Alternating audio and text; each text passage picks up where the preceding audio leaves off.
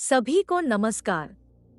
जो लोग हाल ही में हमसे जुड़े हैं, मैं आप सभी से अनुरोध करती हूँ कि कृपया शिव पुराण के पहले अध्याय से सुनें, जो इस अध्याय और आगामी अध्यायों को बेहतर ढंग से समझने में आपको सहायक होगा। कृपया सुनिश्चित करें कि आप शुद्ध हैं, आप शुद्ध स्थान पर बैठे हैं, जहां आप इस अध्याय की अवधि के लिए ध्यान केंद्रित कर सकते हैं, और सुनिश्चित करें कि आप सुनने के अलावा कोई अन्य काम नहीं कर रहे हैं।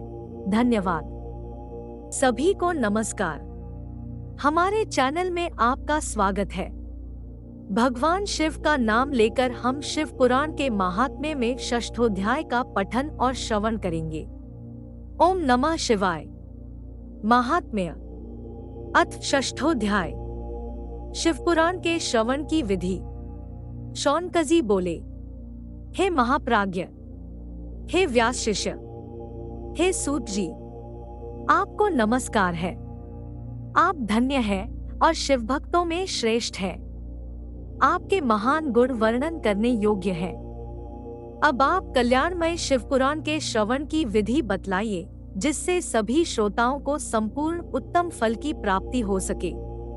सूत जी बोले, हे शौनक, हे मुने, अब मैं आपको संपूर्ण फल की प्राप्ति के लिए शिवपुराण के श्रवण की विधि बता रहा हूँ। सर्वप्रथम किसी ज्योतिषी को बुलाकर दानमान से संतुष्ट करके अपने सहयोगी लोगों के साथ बैठकर बिना किसी विघ्न बाधा के कथा की समाप्ति होने के उद्देश्य से शुद्ध मुहूर्त का अनुसंधान कराए। तदंतर प्रयत्न पूर्वक देश देश में स्थान स्थान पर यह शुभ संदेश भेजे कि हमारे यहाँ शिव पुराण की कथा होने वाली है। अपने कल्याण की इच्छा रखने वाले लोगों को उसे सुनने के लिए अवश्य पधारना चाहिए। कुछ लोग भगवान श्रीहरि की कथा से बहुत दूर पड़ गए हैं। कितने ही स्त्री, शूद्र आदि भगवान शंकर के कथा कीर्तन से वंचित रहते हैं। उन सबको भी सूचना हो जाए, ऐसा प्रबंध करना चाहिए। देश देश में जो भगवान शिव के भक्त हों तथा शिव कथा के कीर्तन और श्रवण के लिए उत्सुक हों, उन सबको आदर पूर्वक बुलवाना चाहिए। उन्हें कहलाना चाहिए कि यहाँ सत्पुरुषों को आनंद देने वाला समाज तथा अति अद्भुत उत्सव होगा, जिसमें शिव पुराण का पारायण होगा। श्री शिव पुराण की रसमयी कथा का श्रवण करने हेतु आप लोग प्रेम पूर्वक शीघ्र पधारने की कृपा करें। यदि समय का अभाव हो तो प्रेम पूर्वक एक दिन के लिए भी आइए। आपको निश्चय ही आना चाहिए, क्योंकि इस कथा में क्षण भर के लिए बैठने का सौभाग्य भी दुर्लभ है। इस प्रकार विनय और प्रसन्नता पूर्वक श्रोताओं को निमंत्रण देना चाहिए और आए हुए लोगों का सब प्रकार से आदर सत्कार करना चाहिए। शिव मंदिर में, तीर्थ में, वन प्रांत में अथवा घर में शिव पुराण की कथा सुनने के लिए उत्तम स्थान का निर्माण करना चाहिए। कथा भूमि को लीपकर शोधन करना चाहिए तथा धातु आदि से उस स्थान को सुशोभित करना चाहिए। महोत्सव के साथ साथ वहां अद्भुत तथा सुंदर व्यवस्था कर लेनी चाहिए। कथा के लिए अनुपयोगी घर के साथ सामान को हटाकर घर के किसी एकांत कोने में सुरक्षित रख देना चाहिए। केले के खंभों से सुशोभित एक ऊंचा कथा मंडप तैयार कराएं। उसे सब और फल पुष्प आदि से तथा सुंदर चंदोवे से अलंकृत करे और चारों ओर ध्वजा पताका लगाकर तरह तरह के सामानों से सजाकर सुंदर शोभा संपन्न बना दे। भगवान शिव के प्रति सब प्रकार से उत्तम भक्ति करनी चाहिए, क्योंकि वही सब तरह से आनंद का विधान करने वाली है। परमात्मा भगवान शंकर के लिए दिव्य आसन निर्माण करना चाहिए तथा कथावाचक के लिए भी एक ऐसा दिव्य आसन बनाना चाहिए जो उनके लिए सुखद हो सके। हे मुने, नियम पूर्वक कथा सुनने वाले श्रोताओं के लिए भी यथायोग्य सुंदर स्थानों की व्यवस्था करनी चाहिए। अन्य लोगों के लिए भी सामान्य रूप से स्थान बनाने चाहिए।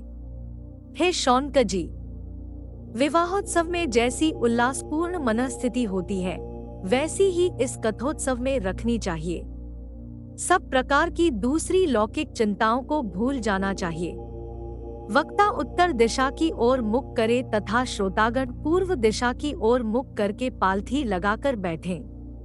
विषय में भी कोई विरोध नहीं है, कि पूज्य पूजक के बीच पूर्व दिशा रहे अथवा वक्ता के सम्मुख श्रोताओं का मुख रहे, ऐसा कहा गया है। पौराणिक वक्ता व्यासासन पर जब तक विराजमान रहे तब तक प्रसंग समाप्ति के पूर्व किसी को नमस्कार नहीं करना चाहिए। पुराण का विद्वान वक्ता चाहे बालक, युवा, वृद्ध, दरिद्र अथवा दुर्बल जैसा भी हो, पुण्य चाहने वालों के लिए सदा वंदनीय और पूज्य होता है। जिसके मुख से निकली हुई वाणी देहधारियों के लिए कामधेनु के समान अभीष्ट फल देने वाली होती है, उस पुराणवेत्ता वक्ता के प्रति तुच्छ बुद्धि कभी नहीं करनी चाहिए। संसार में जन्म तथा गुणों के कारण बहुत से गुरु होते हैं, परंतु उन सब में पुराणों का ज्ञाता विद्वान ही परम गुरु माना गया है। करोड़ों योनियों में जन्म ले लेकर दुख भोगते हुए प्राणियों को जो मुक्ति प्रदान करता है, उस पुराण वक्ता से बड़ा दूसरा कौन गुरु हो सकता है। पुराणवेत्ता पवित्र, दक्ष, शांत, ईर्ष्या पर विजय पाने वाला, साधु और दयालु होना चाहिए। ऐसा प्रवचन कुशल विद्वान इस पुण्य में कथा को कहे। सूर्योदय से आरंभ करके 3:30 पहर तक उत्तम बुद्धि वाले विद्वान पुरुष को शिवपुराण की कथा सम्यक रीति से बांचनी चाहिए। जो धूर्त, दुराचारी तथा दूसरे से विवाद करने वाले और प्रपंची लोग हैं, उन कुटिल वृत्ति वाले लोगों के सामने यह कथा नहीं कहनी चाहिए। दुष्टों से भरे तथा डाकुओं से घिरे प्रदेश में और धूर्त व्यक्ति के घर में इस पवित्र कथा को नहीं कहना चाहिए। मध्याह्न काल में 2 घड़ी तक कथा बंद रखनी चाहिए, जिससे कथा कीर्तन से अवकाश पाकर लोग शौच आदि से निवृत्त हो सके। कथा प्रारंभ के दिन से 1 दिन पहले व्रत ग्रहण करने के लिए वक्ता को क्षौर करा लेना चाहिए। जिन दिनों कथा हो रही हो, उन दिनों प्रयत्न पूर्वक प्रातःकाल का सारा नित्य कर्म संक्षेप से ही कर लेना चाहिए। वक्ता के पास उसकी सहायता के लिए एक दूसरा वैसा ही विद्वान स्थापित करना चाहिए, जो सब प्रकार के संशयों को निवृत्त करने में समर्थ और लोगों को समझाने में कुशल हो। कथा में आने वाले विघ्नों की निवृत्ति के लिए गणेश जी का पूजन करें। कथा के स्वामी भगवान शिव की तथा विशेषत शिवपुराण ग्रंथ की भक्तिभाव से पूजा करें। तत्पश्चात उत्तम बुद्धि वाला श्रोता विधि पूर्वक तन्मन से शुद्ध एवं प्रसन्न चित्त हो आदर पूर्वक शिवपुराण की कथा सुने। जो वक्ता और श्रोता अनेक प्रकार के कर्मों में भटक रहे हों, काम आदि छल विकारों से युक्त हों, स्त्री में आसक्ति रखते हों और पाखंडपूर्ण बातें कहते हों, वे पुण्य के भागी नहीं होते। जो लौकिक चिंता तथा धन, गृह एवं पुत्र आदि की चिंता को छोड़कर कथा में मन लगाए रहता है, उस शुद्ध बुद्धि पुरुष को उत्तम फल की प्राप्ति होती है। श्रद्धा और भक्ति से युक्त दूसरे कर्मों में मन नहीं लगाने वाले, मौन धारण करने वाले, पवित्र एवं उद्वेग शून्य श्रोता ही पुण्य के भागी होते हैं। जो नराधम भक्तिरहित होकर इस पुण्य में कथा को सुनते हैं, उन्हें श्रवण का कोई फल नहीं होता और वे जन्म जन्मांतर में क्लेश भोगते ही रहते हैं। यथाशक्ति उपचारों से इस पुराण की पूजा किए बिना जो मूर्जन इस कथा को सुनते हैं, वे अपवित्र और दरिद्र होते हैं। कथा कहे जाते समय बीच में ही जो लोग उठकर अन्यत्र चले जाते हैं, जन्मांतर में उनकी स्त्री आदि संपत्तियां नष्ट हो जाती है। जो पुरुष सिर पर पगड़ी आदि धारण करके इस कथा का श्रवण करते हैं, उनके पापी और कुलकलंकी पुत्र उत्पन्न होते हैं। जो पुरुष पान चबाते हुए इस कथा को सुनते हैं, उन्हें नरक में यमदूत उनकी ही विष्ठा खिलाते हैं। जो लोग ऊंचे आसन पर बैठकर इस कथा का श्रवण करते हैं, वे समस्त नरकों को भोगकर काक्योनि में जन्म लेते हैं। जो लोग वीरासन आदि से बैठकर इस शुभ कथा को सुनते हैं, वे अनेकों नरकों को भोगकर विषवृक्ष का जन्म पाते हैं।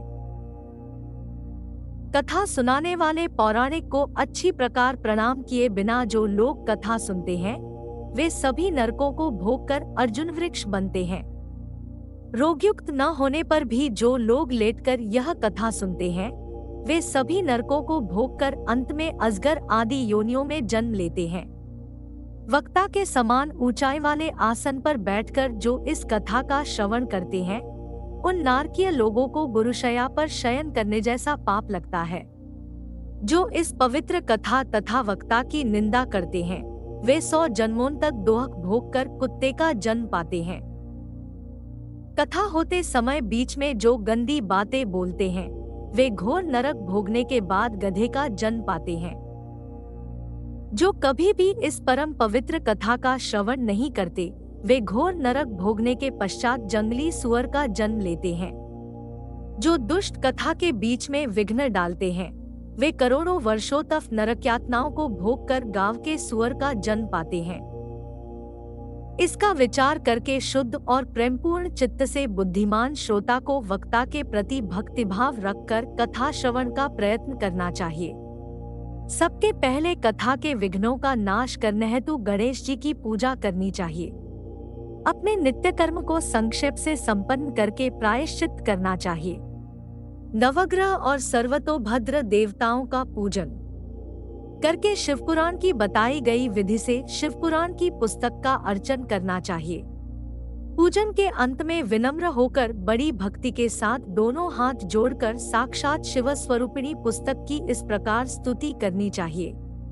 श्री शिवपुराण के रूप में आप प्रत्यक्ष सदाशिव हैं।